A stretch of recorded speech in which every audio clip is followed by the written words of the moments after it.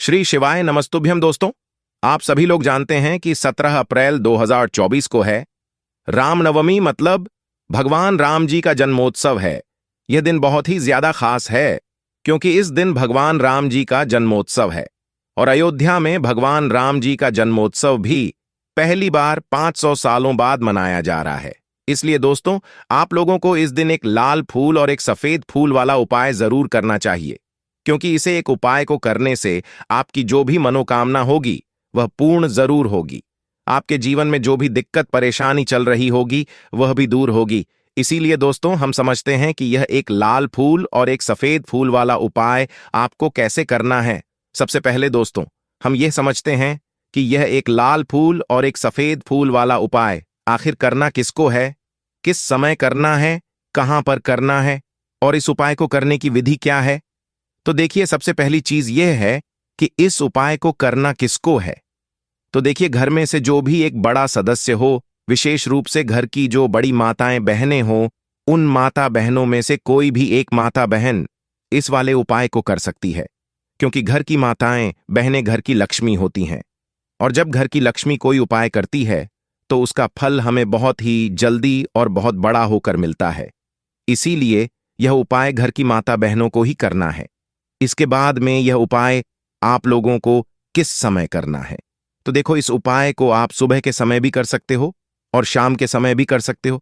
विशेष रूप से अगर सुबह के समय करोगे तो ज्यादा अच्छा होगा। इसके बाद में इस उपाय को कहां पर करना है, तो देखिए, इस उपाय को आपको अपने ही घर के पास में जो शिव मंदिर हो वहां पर जाकर करना है। तो चलिए अब जानते हैं इस उपाय को करने की विधि क्या है, इस उपाय को हमें कैसी करना है। तो देखिए, उपाय के नाम में ही समझ आता है कि इस उपाय में एक लाल फूल और एक सफेद फूल की तो आवश्यकता पड़ेगी ही पड़ेगी। पर इसी के साथ में दोस्तों, इस उपाय में हमें दो चीजों की और आवश्यकता पड़ेगी, जिसमें से सबसे पहली चीज है एक बेलपत्र और एक शमी पत्र। इसी के साथ में एक लाल फूल और एक सफेद फूल। कुल मिलाकर 4 चीजों की हमें इस उपाय में आवश्यकता पड़ने वाली है। तो आपको एक शमी पत्र, एक बेलपत्र, एक लाल फूल और एक सफेद फूल तैयार करके आपको सुबह सुबह तैयार कर लेना है। और जो व्यक्ति यह उपाय करेगा वही अपने हाथों से उपाय को करने की तैयारी भी करेगा। अब आप लोग ये पूछोगे कि हम उपाय की सामग्री को लेकर सीधा मंदिर में जाकर उपाय कर सकते हैं। तो ऐसी बात नहीं है। आपको उपाय को करने के साथ में कुछ पूजन सामग्री भी जरूर लेकर जानी है, क्योंकि हमें भगवान शिव जी के सामने यह नहीं बताना है कि हम उनके पास सिर्फ अपने फायदे के लिए ही आए हुए हैं या सिर्फ उपाय को करने के लिए आए हैं। इसलिए आप लोगों को उपाय की सामग्री के साथ कुछ पूजन सामग्री भी जरूर लेकर जानी है।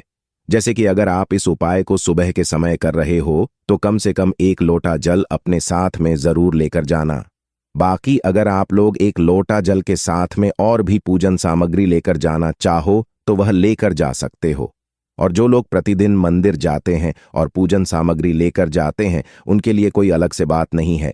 वह वैसी ही अपनी पूजा सामग्री लेकर जाएं, क्योंकि इस उपाय को पूजन अर्चना करने के बाद ही आपको करना है।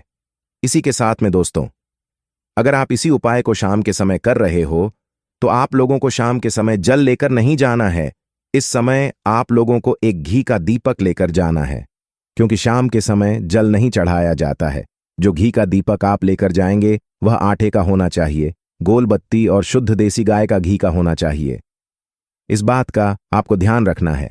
अपनी पूजन सामग्री को तैयार करके और अपने उपाय की सामग्री को लेकर आपको अपने घर ही के पास में जो शिव मंदिर हो वहां पर पहुंच जाना है। और जाते से ही आपको उपाय नहीं करना है।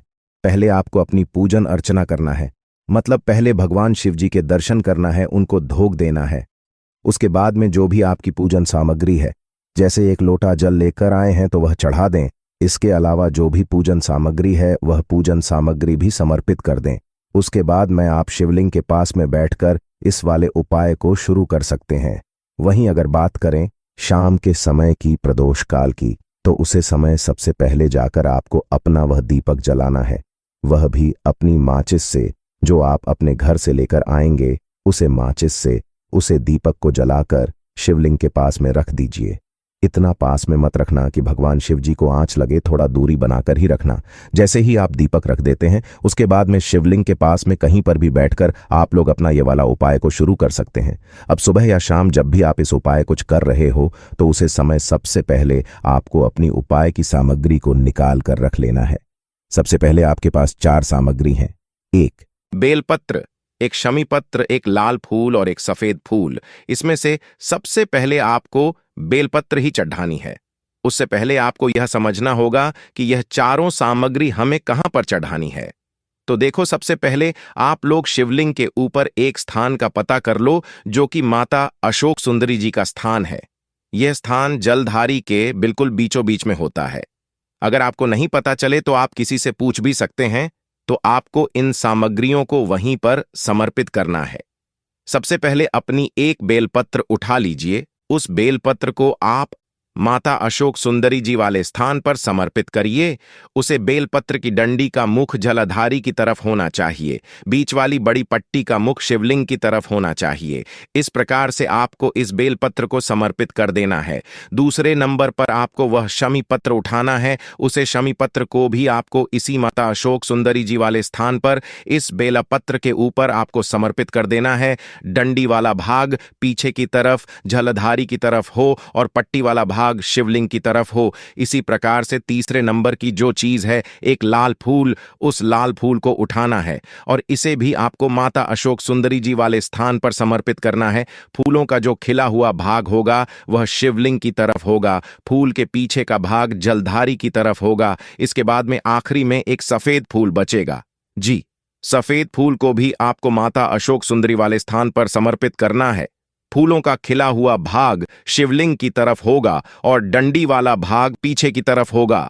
इसमें जो सफेद फूल होगा उसका ध्यान रखिएगा कि वह सफेद फूल वह हो जो शिवलिंग पर चढ़ता हो। वही लाल फूल की बात करें तो वह लाल फूल भी आप वह लें जो शिवलिंग पर चढ़ता हो। और जैसे ही आप लोग अपनी 4 सामग्रियां माता अशोक सुंदरी जी वाले स्थान पर समर्पित कर देते हैं, उसके बाद में आप भगवान से अपनी वह मनोकामना बोलिए या वह दुख और परेशानी बोलिए जिसके लिए आप लोग अपना ये वाला उपाय कर रहे हैं। जैसे ही आपका उपाय हो जाता है, आप अपनी मनोकामना भी बोल देते हैं। उसके बाद में 2 मिनट बैठकर भगवान शिव जी के नाम का आपको जाप करना है।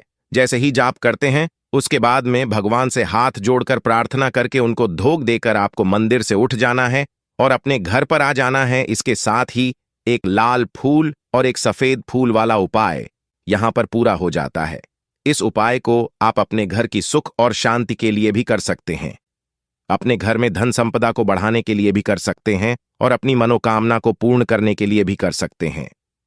यहां पर आपका ये वाला उपाय पूरा हो जाता है। इस उपाय को करने में अगर आपको कोई भी दिक्कत समस्या आती है तो आप हमसे कमेंट करके